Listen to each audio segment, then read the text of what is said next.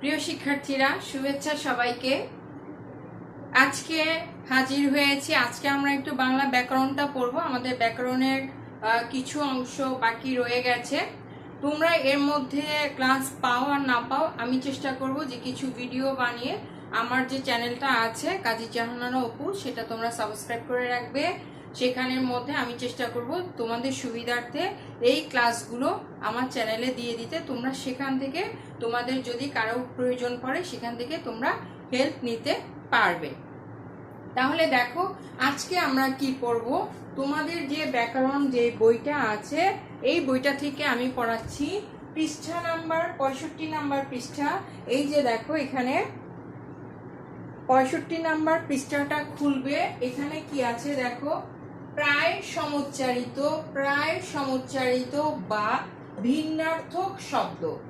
এটা কি হবে? প্রায় সমুচ্চারিত বা ভিন্নার্থক বা ভিন্ন অর্থ।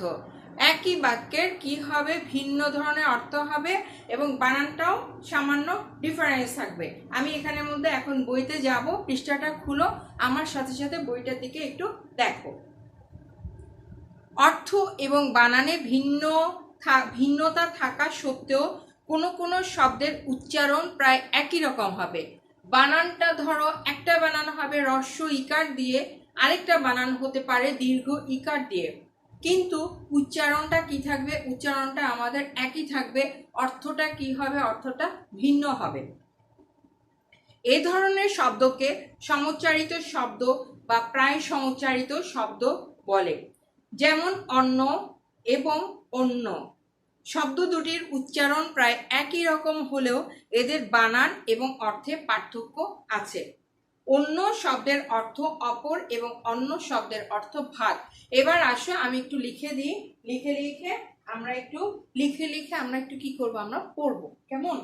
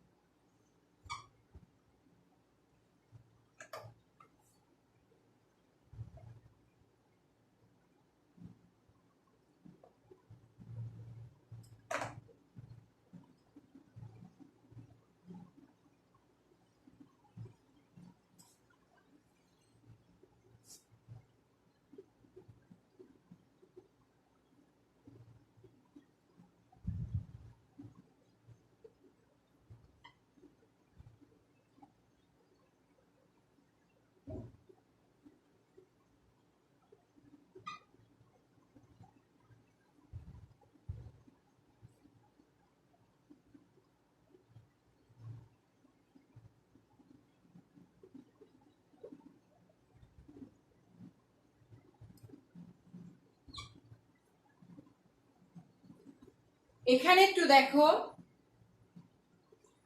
উচ্চারণটা ভিন্ন, বানানটাও দেখো ভিন্ন আছে, বানানে কিন্তু ভিন্ন আছে, উচ্চারণটা কিন্তু প্রায় কাছাকাছি। অন্য অন্য অপর আরেকজন, স্বরে অ দন্ত ন জফালা, স্বরে অ দন্ত ন জফালা কি হয়? অন্য। অন্য মানে অপর আরেকজন। হ্যাঁ, আমরা অনেক সময় বলি না কথায় কথায় যে না আমি করিনি, অন্যজনের কথা আমি শুনেছি, এই ধরনের কথা বলে থাকি না? অন্য, অপর। অন্য, স্বরে অ দন্ত নয় ন, অন্য অর্থ কি? অন্য অর্থ হচ্ছে ভাত। অশ্ব, স্বরে অ তালব্য বফালা অশ্ব হচ্ছে কি? ঘোড়া। আর দেখো অশ্ম, এটাকে ময়ের উচ্চারণটা যদি বলি তাহলে কি হবে? হবে অশ্ম। আমরা কিন্তু এটাকে ময়ের উচ্চারণ বলি না, শয়ের উচ্চারণ বলি, অশ্ব বলি। অশ্ব, ঘোড়া।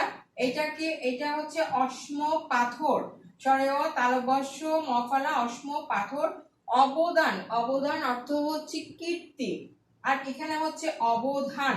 দেখো একটা হচ্ছে দ আকার আর একটা হচ্ছে ধ আকার, অবদান আর এটা হচ্ছে অবধান। অবদান কীর্তি, অবধান মনোযোগ, এগুলা কিন্তু একটু বানানগুলো এবং এগুলা কিন্তু একটু মনে রাখা কষ্টকর, তারপরে কয়েকবার পড়লে আমরা অবশ্যই পারবো, আমাদের হয়ে যাবে। তাহলে দেখো আরেকবার বলি, অন্ন, অন্য, অন্য অর্থ কি অপর, অন্ন হচ্ছে ভাত, অশ্ব কি, অশ্ব হচ্ছে ঘোড়া, অশ্ম, অশ্ম হচ্ছে পাথর, অবদান হচ্ছে কীর্তি, আরেকটা কি অবধান, অবধান কি বলবো, অবধান অর্থ হচ্ছে মনোযোগ। তারপরে আসো আর কি কি আছে।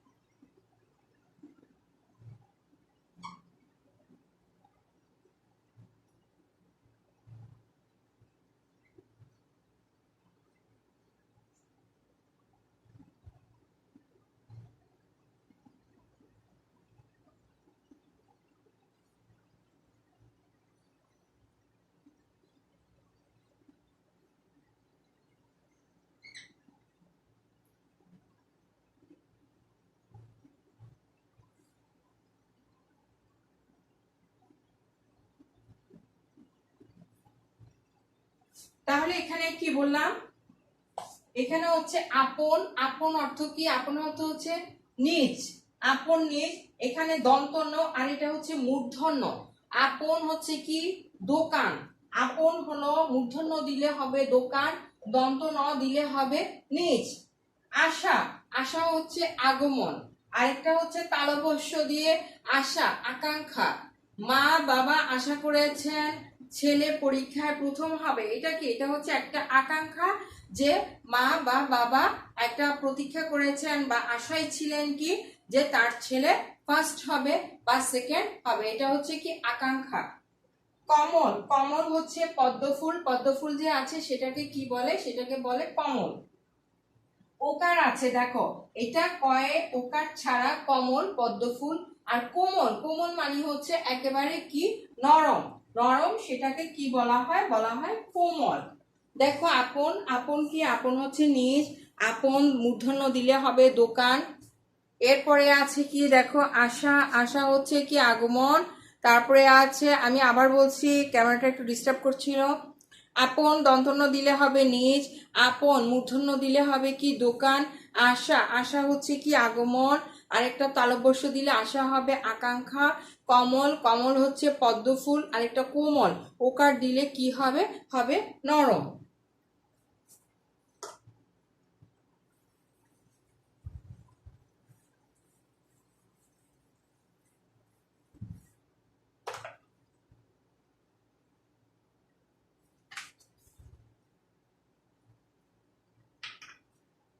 দেখো আরেকটা,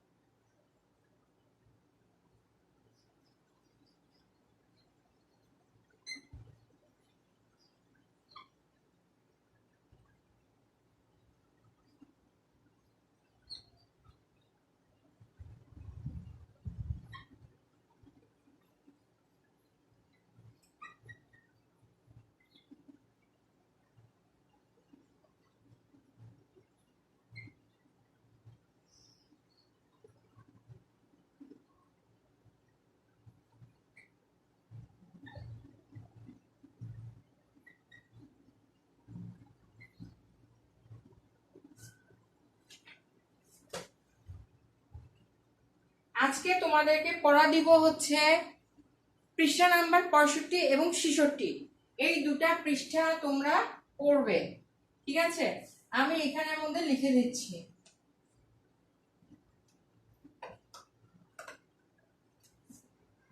HW পেজ হচ্ছে